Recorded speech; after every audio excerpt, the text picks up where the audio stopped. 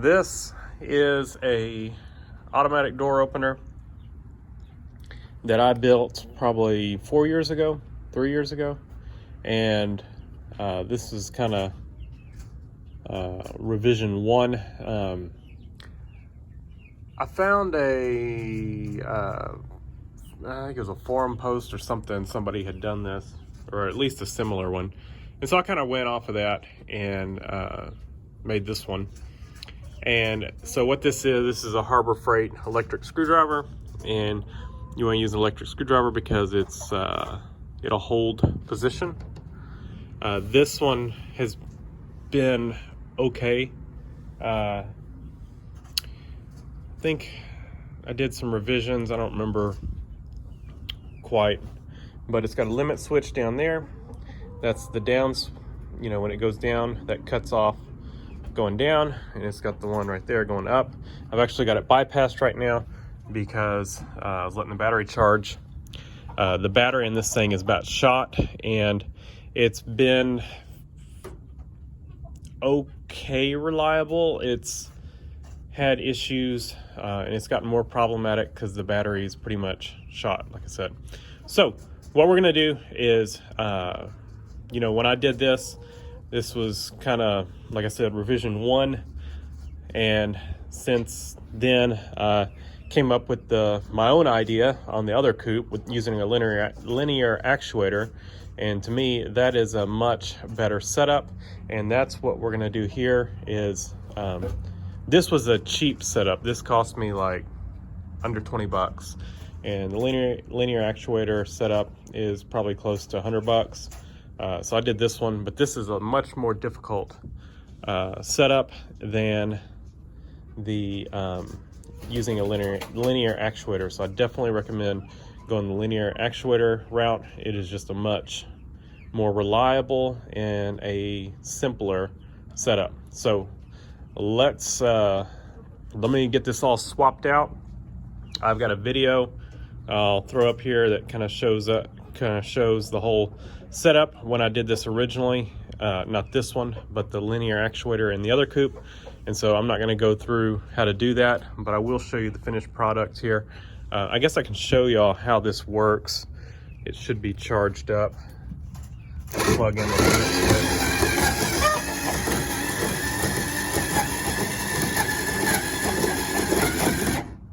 You can see that thing sounds awful. I think it's got a few broken teeth that it's slipping, and it's worn out.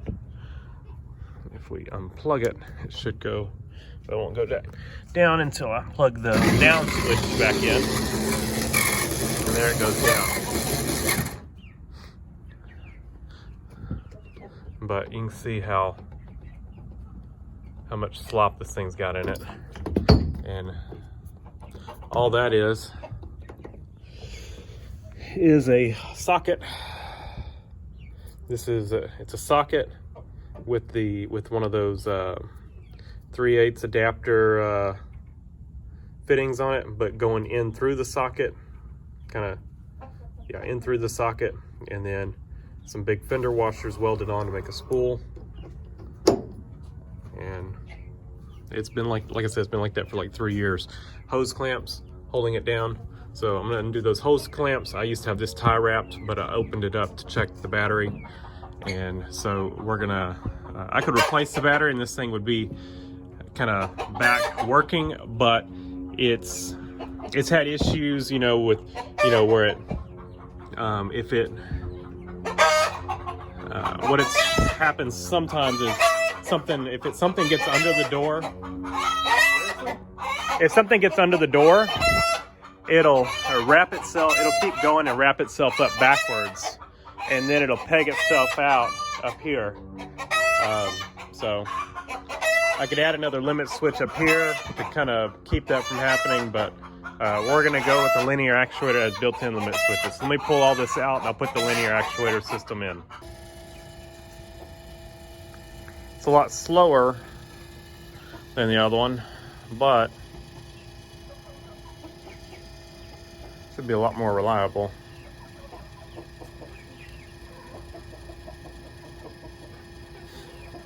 It also doesn't lift quite as far, but it lifts far enough. 1 foot's plenty.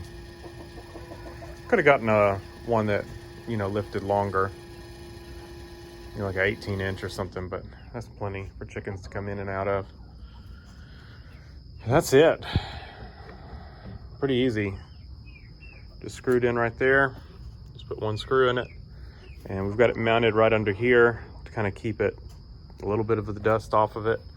I've already got it programmed and got our battery hooked up, just sitting up here, and made my negative wire a little short. So this is a hole where the hose clamp was going through. Would have run both of them through, but with the fuse holder I couldn't get positive on there, but the positive is a little bit longer because of the fuse holder. But there, we've got a 10 amp fuse protecting the whole circuit, and there's a fuse that came with the battery charger, and that's left there. This keep that battery charged. Got the charger sitting over here, and that is the setup. So there's our wire that goes to our charger. Everything's just kind of tie wrapped, and that's how it's gonna be. So should work out well. Like I said, doesn't lift as far. You know, we're a long way from lifting as high as it used to be. It's only lifting a foot, but that's plenty. They can duck their heads. The rooster's probably the only one that's over a foot tall, and that's just because of his head, but he can get out.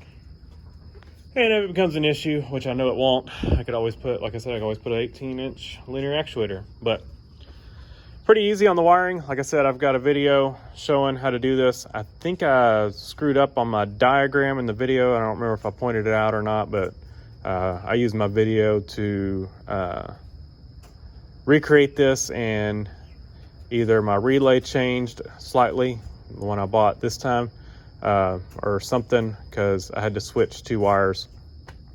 So I don't remember if that was just wrong on my video or what, but it's good now. And I tested it going up. We can put it in manual and flip it to off just to make sure it travels. I'm not gonna go all the way with it. I'm gonna put it back and on, and then back to auto. I've already had it up and down. I left this limit switch here for now, took the other one off, and we'll leave it just like that. And this is just part of the rope that was off the old one, which is sitting right there. And that's my mess of boxes and screws and leftover parts and tools. So I'm gonna clean up this mess, and I'm gonna go out and go inside and eat some dinner. So thanks for watching. Leave a comment down below, hit the like button, and subscribe for more.